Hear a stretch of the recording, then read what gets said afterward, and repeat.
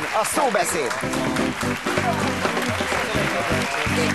Egy okleveles mezőgazda és balmazújvárosi református lelkész lányának gyermekeként jött világra Karácsony Sándor 1891. januárjában. Már az elemiben kitűnt éles eszűségével mind az 5 osztályt első szék elsőként, azaz legjobb tanulóként végezte. Élményeiről később a Holdbéli Diák Élet című regényében ír. A gimnáziumot debreceni református kollégiumban végezte, és már ekkor tudta, hogy őt az Isten is tanárnak teremtette.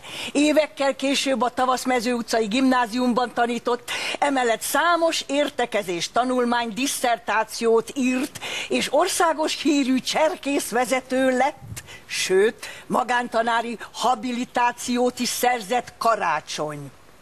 Ma a róla elnevezett díjat azok a tanárok, tanítók kapják, akik kiemelkedő munkát végeznek a gyermekek harmonikus személyiség formálásában. Köszönöm szépen.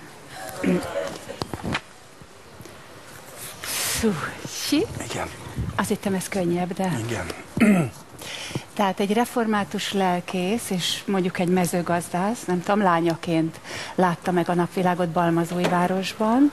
Nagyon jó tanuló, lányaként, azt mondtam, nagyon jó tanuló volt, és mindig az iskolában is az első padban ült, tehát az első volt. És ez teljesen természetes volt, hogy utána mivel nagyon jó tanuló volt, református gimnáziumba is ment tanulni, ahol szintén nagyon jó tanuló volt, és... Várj a koncentráció.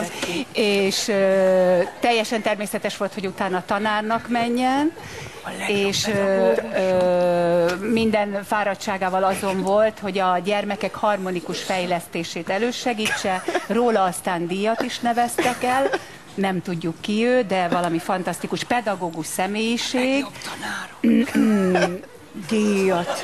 Díjat alapítottak róla. Jó. Ez klassz. Díjat is kapnak. Díjat. Jaj. Teri ki fog kapni. Pusi. Egy református lelkész lányaként látta meg a napvilágot Balmazújvárosban. Ő is aztán, ha jól nem vagyok benne biztos, de talán Karácsony hogy mondják, családi neve. Egy hölgyről van szó, aki később szintén a református iskolában tanított és oktatott, könyvei jelentek meg, sőt, még díjakat is alapított. Nagyon szerette a karácsonyt, igen, a szép estéket és a családot. Sokat olvasott, könyveket írt, és ő maga is oktatta az ifjúságot. Ki? Ez a hölgy, aki Balmazújvárosban látta meg a napvilágot. Igen, Balmazújvárosban látta meg a napvilágot, igen. Lány, és református iskolában tanított, később oktatta a fiatalokat. Igen. Hát, figyelj, Karácsonyról annyi legenda van, majd egyet te is mondasz. Hát, mit zavar ez minket? Mikor zavart az téged, hogy valami konkrétumban? Egy biztos, nem Anonymusról lesz szó.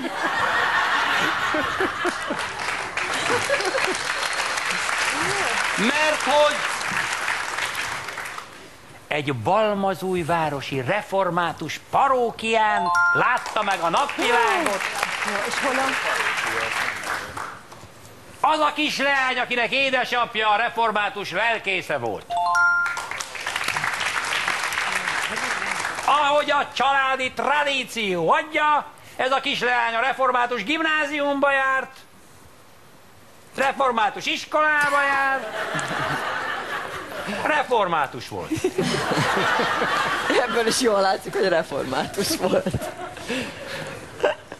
Karácsony!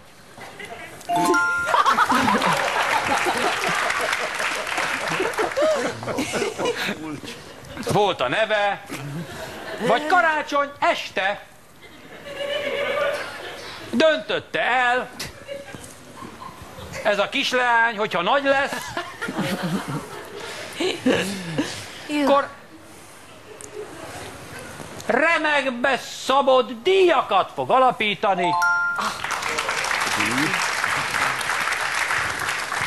aminek se szeri, se száma. Jó tanuló voltám ez a kisleány. Hogy de jó tanuló volt.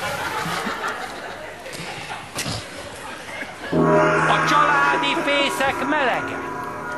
Hé, barátom! Ki a betyár volt ez a karácsony? Hát ki volt ez a kisleány? Azt a mindenit. Mindenek előtt tudjuk meg együtt a leány nevét. A lány neve Karácsony Sándor.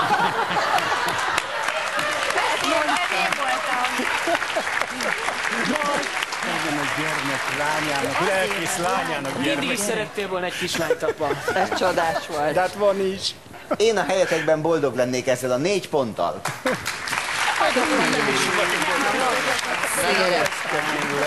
Eresztétek bőlére, tudod. Úgy gondolom, hogy egy picit árnyékra vetődött. Lili,